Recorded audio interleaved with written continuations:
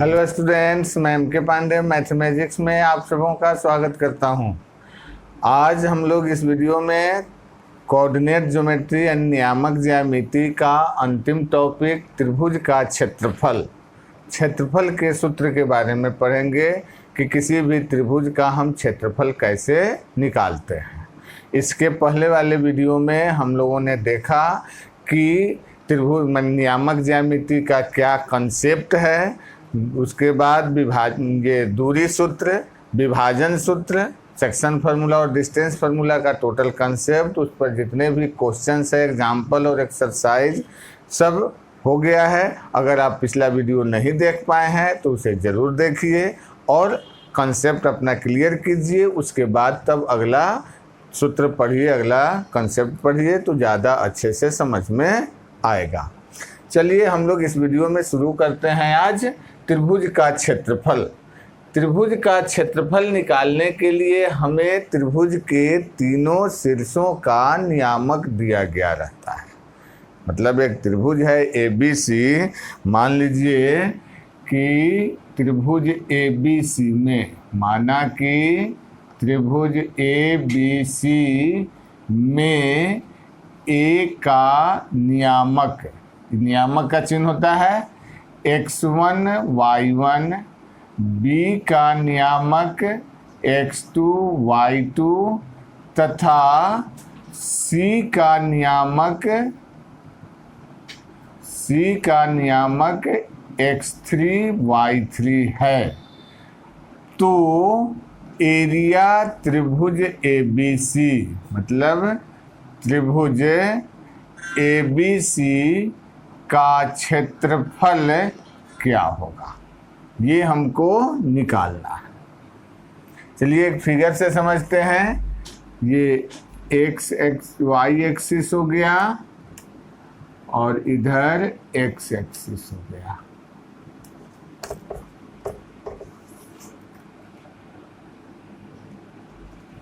यहाँ मान लीजिए A है,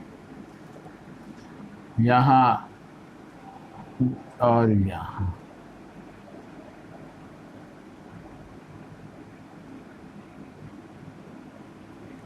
त्रिभुज बन गया A, B और C। ABC एक त्रिभुज है जिसमें A का नियामक x1 y1, B का x2 y2 और C का नियामक x3 y3 है। तो इसी का क्षेत्रफल निकालना है। क्या करेंगे, पहले हम लोग यहाँ से एक लंब यहाँ डालेंगे x अक्ष पर, यहाँ से भी एक लंब x अक्ष पर डालेंगे और A से भी एक लंब x अक्ष पर डालेंगे। मान लीजिए यहाँ M, N और P हो गया। ये x अक्ष है आपका, ये y अक्ष हो गया। तो एक त्रिभुज है ABC जिसमें A का coordinate x1 y1, B x2 y2 और C x3 y3 है। तो एरिया ट्रायंगल ABC, त्रिभुज ABC का क्षेत्रफल निकालना है। फिगर में हम क्या किए कि BM परपेंडिकुलर, BM लंब x अक्ष पर, AN लंब x अक्ष पर और CP लंब x अक्ष पर डाल दिए। मतलब क्या किया गया, यहाँ AM, पहले BM लंब x अक्ष पर, उसके बाद AN लंब x अक्ष पर और CP लंब x अक्ष पर डाल दिया गया। हो गया। अब फिगर में देखिए तो हमको पता क्या क्या चल गया। OM की लंबाई x2 हो जाएगा, ON की लंबाई x1 हो जाएगा और O से P की लंबाई x3 हो जाएगा। यहाँ लिखते हैं चूँकि OM बराबर x2, ON बराबर x1 और OP बराबर x3 हुआ। तो जब OM और ON और OP हमको मालूम हो गया तो MN हम निकाल सकते हैं। mn बराबर हो जाएगा x1 माइनस x2, mn का मान हो गया, और np का मान हो जाएगा x3 minus x1, x3 minus x1, और mp का वैल्यू हो जाएगा x3 minus x2, x3 minus x2। यहाँ से ये x1 हुआ, ये x2 और ये x1, तो ये निकालने के लिए mn x1 में से x2 घटेगा, उसी तरह से तीनों लिखा गया। फिर bm बराबर bm y2 हो जाएगा, उसके बाद an y1 और cp हो जाएगा y3। ये सब लंबाई हमको मालूम हो गया। अब जरा फिगर को ध्यान से देखिए तो ए बी एम एन एक समलंब चतुर्भुज बनेगा, ए बी एम एन समलंब चतुर्भुज होगा, चूंकि बी एम और ए एन समांतर है। फिर ए एन पी सी भी एक समलंब चतुर्भुज बनेगा। अब इस दोनों ट्रेपेजियम, दोनों समलंब चतुर्भुज के क्षेत्रफल को जोड़ दिया जाए तो इस पूरे फिगर का क्षेत्रफल हो जाएगा। यह चतुर्भुज और यह चतुर्भुज जोड़ दिया जाए तो पूरे फिगर का क्षेत्रफल निकल जाएगा। उसमें से बी एम पी सी समलंब चतुर्भुज घटा दिया जाए तो त्रिभुज बच जाएगा। ठीक है, तो इसी काम को करना है कि दो समलंब का क्षेत्रफल जोड़ के और तीसरे समलंब चतुर्भुज का क्षेत्रफल घटा देना है। चलिए तो यहाँ लिखते हैं, चूंकि एरिया त्रिभुज ए बी सी बराबर क्या होगा, area A B M N plus area A N P C minus area B M P C कर देंगे। अब समलंब का क्षेत्रफल क्या होता है जरा सोचिए, याद होगा क्षेत्रफलमिति का क्वेश्चन है। समलंब का क्षेत्रफल 1/2 समांतर भुजाओं का योग गुना ऊंचाई, 1/2 समांतर भुजाओं का योग गुना ऊंचाई। तो इस चतुर समलंब के लिए B M P C A B M N के लिए ये दोनों बी एम और ए एन समलंब समांतर भुजाएं हो गई। तो 1/2 B M plus A N, B M plus A N हो गया समांतर भुजा का योग, और गुना ऊंचाई हो जाएगा M N plus 1/2 A N plus P C into N P minus 1/2 B M plus P C into M P. सब में वही हुआ, समांतर भुजा का योग गुना ऊंचाई 1/2। अब सब में देखिए 1/2 कॉमन हो जाएगा। बी एम कितना है y2, तो y2 प्लस ए एन हो गया y1 इंटू एम एन है x1 minus x2, x1 minus x2 plus A N हो गया, ए एन यहाँ y1 plus y3, y1 plus y3 into N P हो गया x3 minus x1, x3 minus x1 minus B M plus P C y2 plus y3, y2 plus y3 into M P हो गया आपका यहाँ से यहाँ तक x3 माइनस x2 हो गया। अब इसको सोल्व करना है। 1/2 गुना करेंगे x1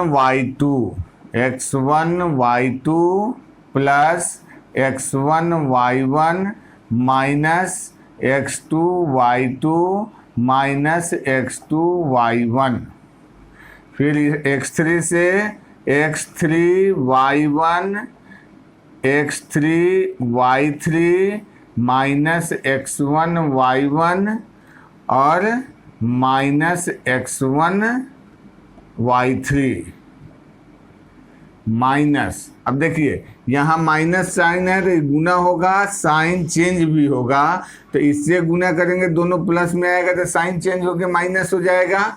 तो लिखते हैं x3 y2 minus x3 y3 और फिर x2 y2 प्लस में x2 y2 और प्लस x2 y3 हो गया।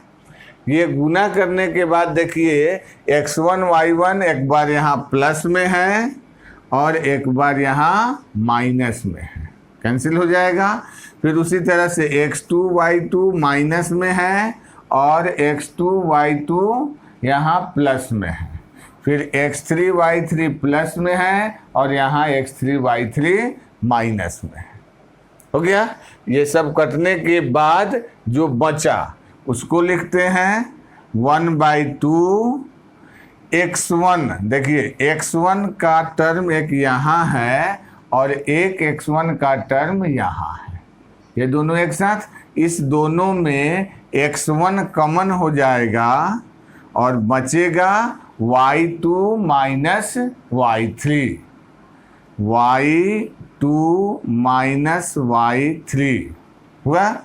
फिर x2, यहाँ देखिए x2 है, इसमें x2 y1 और इधर भी एक यहाँ x2 y3 है, इस दोनों में x2 प्लस x2 कॉमन हो गया तो यहाँ का माइनस y1 यहाँ का प्लस y3, तो पहले y3 प्लस में और y1 माइनस में हो गया।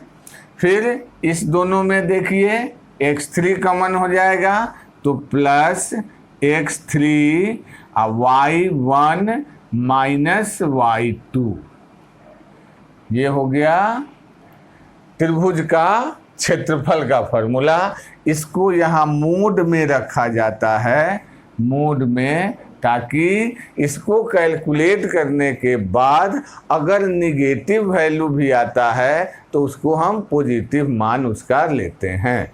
क्षेत्रफल हमेशा पॉजिटिव होता है। तो ये त्रिभुज के का क्षेत्रफल निकालने का ये फॉर्मूला आपको मिला। ठीक है, क्या फॉर्मूला है? 1/2 x1 into y2 minus y3 plus x2 into y3 minus y1 plus x3 into y1 minus y2। चलिए इसका स्क्रीनशॉट ले लीजिए, तब इसको याद रखने का तरीका और इस पर क्वेश्चन कैसे बनाएंगे बतलाते हैं। हाँ चलिए, फार्मूला जो बताए उसको अब हम कैसे लिखें और याद कैसे रखें कि उसको याद रखने में दिक्कत नहीं हो। क्या था? त्रिभुज का क्षेत्रफल, त्रिभुज का क्षेत्रफल बराबर, पहले तो मोड के चिन्ह के अंदर रहेगा, चूंकि माइनस में आए चाहे प्लस में आए त्रिभुज का क्षेत्रफल हमेशा पॉजिटिव रखेंगे। क्या था? पहले x1 1/2 x1 y minus y लिख लीजिए, फिर plus x2 y minus y, अब plus x3 y minus y हो गया। x1 x2 x3 और तब याद रखिए केवल 23 31 और 12 हो गया फॉर्मूला आपका। y2 minus y3 minus y1 और y1 माइनस y2। देखिए x1 के साथ y1 नहीं है, x2 के साथ y2 नहीं रहता है, x3 के साथ y3 नहीं रहता है, तो आपको याद रखना है कि फर्स्ट में x1 फिर x2 फिर x3 होगा और बीच में सब में y माइनस वाई रहेगा। अब पहले 23 होगा फिर 31 होगा फिर 12 होगा। तो इस तरह से आपको फॉर्मूला याद रखने में आसानी होगी। अब चलिए एक त्रिभुज के तीनों शीर्ष हम देते हैं, आप एक बार बना के उसको ट्राई करके देखिए। जैसे ABC त्रिभुज है, A का कोऑर्डिनेट -5 -1 है, B का कोऑर्डिनेट 3 और -5 है तथा C का कोऑर्डिनेट 5 2 है। हो गया। एक क्वेश्चन है ABC के तीनों शीर्ष का नियामक आपको दे दिया गया। चलिए इसको पॉज करके बनाइए, जल्दी जल्दी बना के ट्राई करके देखिए तो हम बताते हैं। ट्राई किए, बना, चलिए हम बताते हैं इसको। देखिए ये आपका हो गया x1, यहाँ हो गया y1, ये वैल्यू x2 का, यह y2 का, यह x3 का और यह y3 हो गया। तो तीनों शीर्ष का नियामक हो गया। अब क्या करना है, सीधा इस फॉर्मूला पर डाल देना है।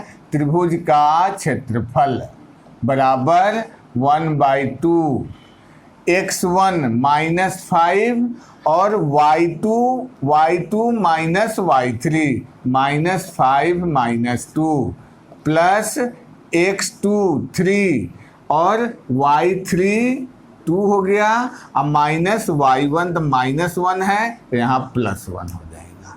फिर प्लस x3 5 और y1 माइनस y2 -1 +5 हो गया।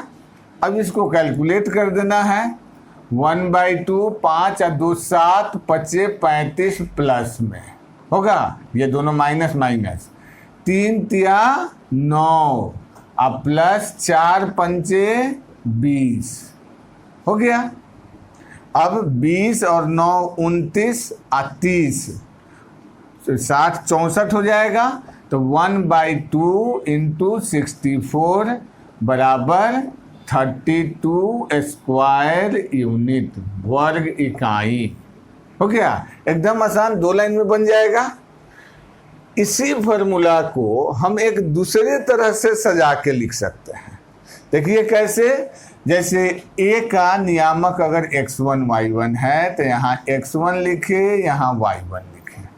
चलिए दूसरा चीज़ आपका, उसी फॉर्मूला को एक दूसरे ढंग से सजाना। x1 y1, फिर यहाँ x2 y2 x3 y3 हो गया। और यहाँ जो फर्स्ट में नियामक आप लिखे इसको फिर यहाँ लास्ट में लिख लीजिए x1 y1। अतः यहाँ त्रिभुज का क्षेत्रफल बराबर मोड 1/2 रहेगा और यहाँ से ये दोनों गुना करके x1 y2 plus x2 y3 plus x3 y1 एक साथ हो गया। फिर यहाँ बीच में माइनस का साइन, फिर कोस्ट, और फिर अब इधर से x1 y3 x3 y2 plus x2 y1 ये आपका फॉर्मूला। यही चीज़ लिखा गया यहाँ भी, केवल सजाने का अंतर है। और इस तरीके से हम इस सवाल को भी दूसरे तरह से सोल्व कर सकते हैं, सेम इस तरह से। इसका स्क्रीनशॉट ले लीजिए तो ऊपर हम बताते हैं इस क्वेश्चन को।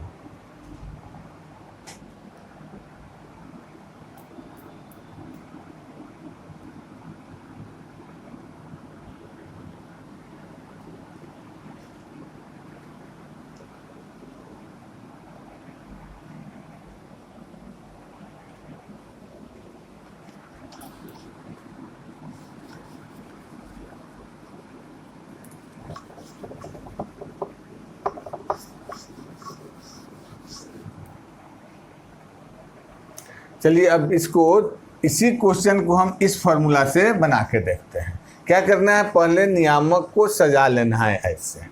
-5 और -1, फिर 3 -5 और 5 2 हो गया। फर्स्ट वाला एक बार लास्ट में लिख लेंगे, -5 -1 और तब त्रिभुज का क्षेत्रफल इस रूप में सजा लिए, इसको जैसे ये सजाया गया है उसे सजा लिए, और तब एक तरफ से त्रिभुज का क्षेत्रफल बराबर 1/2 इधर से गुना कीजिए। 5 पचे 25 प्लस 3 दूना 6 -5 हो गया, माइनस इधर से 5 दूना 10 माइनस में -25 और -3 हो गया। अब इसको कैलकुलेट कर देना है यहाँ पर, बराबर कितना हो जाएगा 25 और 6 31 में से 5 घटेगा 26, 1/2 26 और ये 35 और 25 और 10 35 और 3 38 प्लस में प्लस 38 हो गया। और तब 1/2 8 और 6 14 और 3 2 5 1 6 32 वर्ग इकाई। तो इस क्वेश्चन को हम इस फार्मूला के आधार पर भी बना सकते हैं और इस फार्मूला के आधार पर भी बना सकते हैं। चलिए इसका स्क्रीनशॉट लीजिए। तो अगला टाइप बताते हैं कि इस टाइप और किस टाइप के क्वेश्चंस आते हैं। चलिए अब है इसका टाइप 2। टाइप 2 में क्या है कि आपको मतलब कोलिनियर पॉइंट्स प्रूफ करने के लिए, जैसे आप डिस्टेंस फार्मूला में भी देखें कि 3 पॉइंट अगर दिया हुआ है तो उसको हम कोलिनियर कैसे प्रूफ करेंगे। तो उसके लिए क्या बताया गया था कि तीनों से जो 3 लाइन सेगमेंट होगा उसको निकालेंगे, फिर दो ठो को जोड़ेंगे, तीसरे के बराबर आएगा तो कोलिनियर पॉइंट होगा। अब एक त्रिभुज के एरिया पर भी कोलिनियर पॉइंट बनाया जा सकता है। जैसे अगर मान लीजिए किसी त्रिभुज का क्षेत्रफल 0 हो, तो क्षेत्रफल 0 हो मतलब उसका हाइट 0 हो जाएगा। हाइट 0 मतलब यह हाइट 0 हो जाए यानी यह पॉइंट ठीक इसके ऊपर आ जाएगा, यानी तीनों कोलिनियर पॉइंट हो जाएगा। तो अगर हम त्रिभुज के क्षेत्रफल ज्ञात करें, अगर 3 तो नियामक दिया हुआ है और उससे त्रिभुज का क्षेत्रफल निकालें, अगर क्षेत्रफल 0 आता है तो तीनों पॉइंट कोलिनियर पॉइंट संरेख बिंदु होंगे। तो संरेख बिंदु की जांच, संरेख बिंदुओं की जांच कैसे जांच करेंगे? तो यदि ए बी तथा सी 3 बिंदु हों और तथा एरिया त्रिभुज ABC का क्षेत्रफल बराबर 0 हो तो ए बी तथा सी संरेख होगा। तीनों बिंदु संरेख होगा। कब? जब एरिया 0 होगा तो बिंदु संरेख होगा। इसका उल्टा भी है, यदि ए बी तथा सी संरेख हो, पहले से मालूम है कि संरेख है, तो इनका एरिया यानी एरिया त्रिभुज ABC बराबर 0 होगा। यानी क्षेत्रफल 0 तो भुजा मान बिंदु संरेख, और बिंदु संरेख तो क्षेत्रफल 0। अब चलिए एक जांच करके आप लोग बताइए कि हम संरेख कह सकते हैं कि नहीं। हम लिखते हैं 3 बिंदु यहाँ पर, 2 1 एक बिंदु हो गया, 5 -1 दूसरा बिंदु का नियामक और -1 3 तीसरे बिंदु का नियामक। पूछा जाए क्या यह तीनों बिंदु जो है संरेख बिंदु है? चलिए आप ट्राई करके देखिए, जल्दी पॉज करके इसको।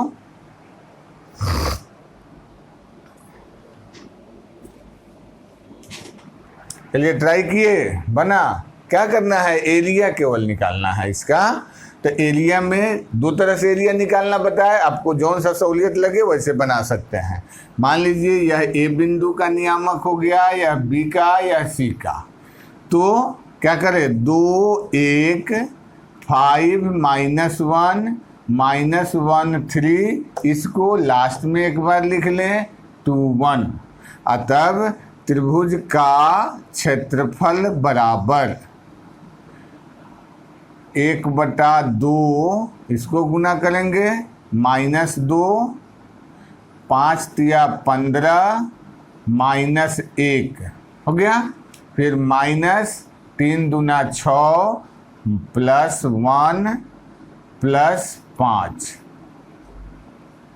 अब क्या आएगा, 1/2, और यहाँ से ये 3 हो जाएगा माइनस में, तो +12 हो जाएगा, और 6 5 11 1 12 बराबर 0। तो चूंकि त्रिभुज का क्षेत्रफल बराबर 0 है, इसलिए दिए गए तीनों बिंदु संरेख होंगे, संरेख होंगे।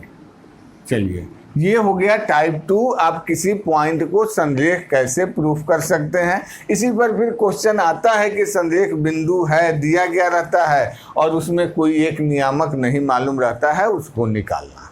तो इस तरह से संरेख बिंदु से रिलेटेड क्वेश्चन आता है, और चतुर्भुज का क्षेत्रफल निकालना।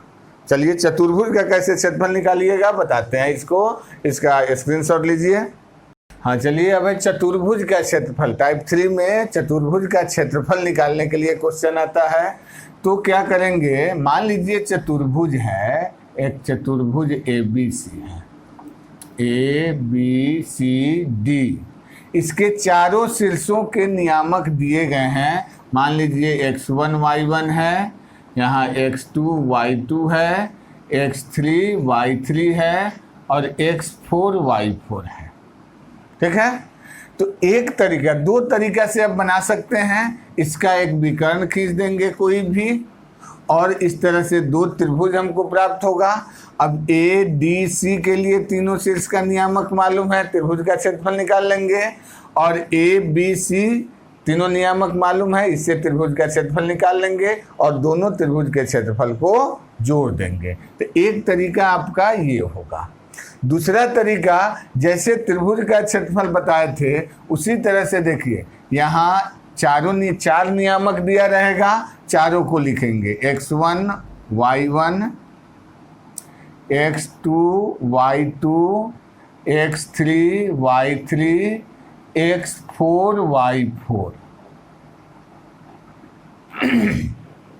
चारों लिख लिए, और फिर फर्स्ट वाला यहाँ लास्ट में लिख लेंगे x1 y1। और वही क्रिया जो त्रिभुज के क्षेत्रफल में बताए थे, यहाँ लिखेंगे चतुर्भुज का क्षेत्रफल बराबर मोड होगा 1/2 होगा, और यहाँ से गुना करना x1 y2, x2 y3, x3 y4 plus x4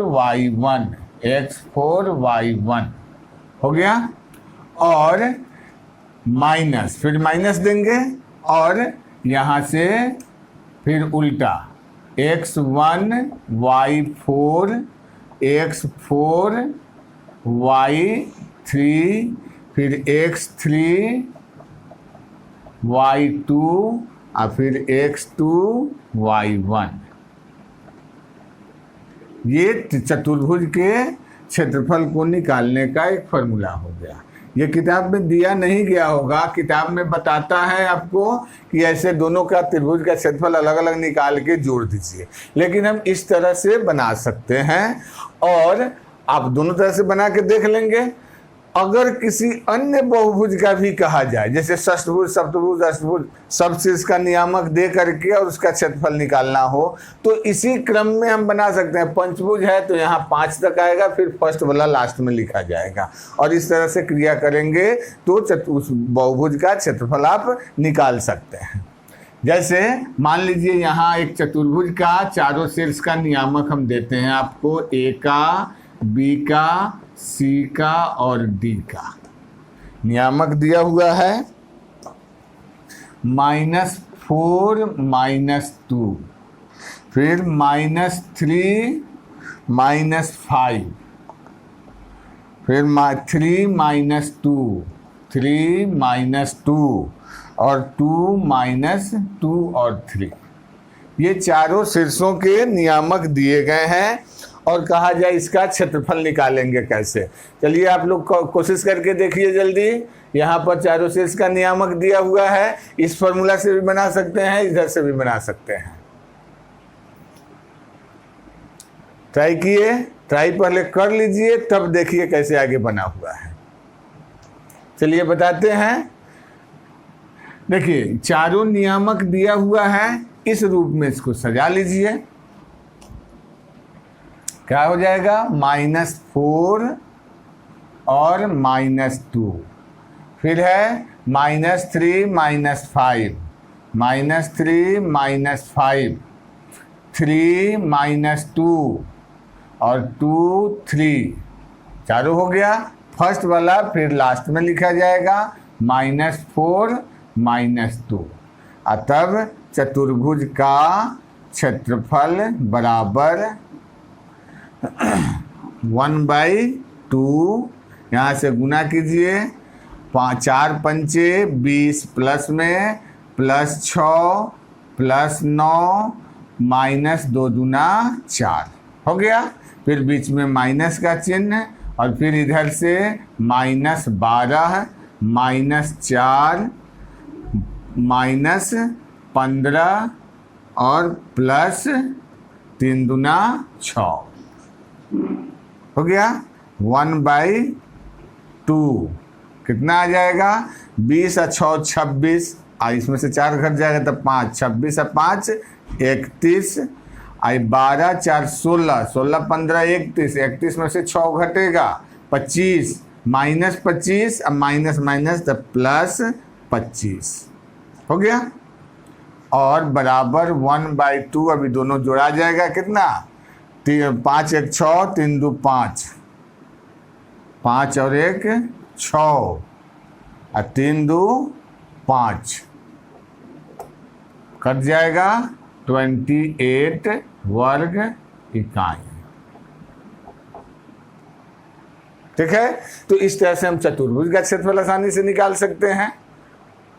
तो इस प्रकार आपका क्षेत्रफल वाला चैप्टर जो है इतना तरह का, मतलब 3 तरह का क्वेश्चन आपसे दिया जाता है। त्रिभुज का क्षेत्रफल निकालिए, उसके बाद संरेख बिंदु सिद्ध कीजिए और चतुर्भुज का क्षेत्रफल निकालिए। इस तरह से आपका क्षेत्रफल संबंधी कंसेप्ट पूरा हुआ।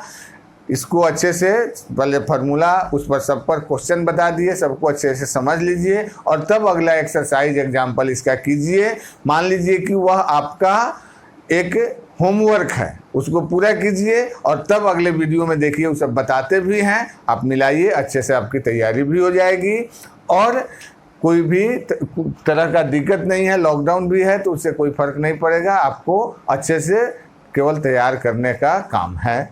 इसी तरह से मेरे साथ बने रहिए, चैनल को सब्सक्राइब करना नहीं भूलिए और वीडियो को लाइक और शेयर ज़रूर कीजिएगा। तब तक के लिए धन्यवाद।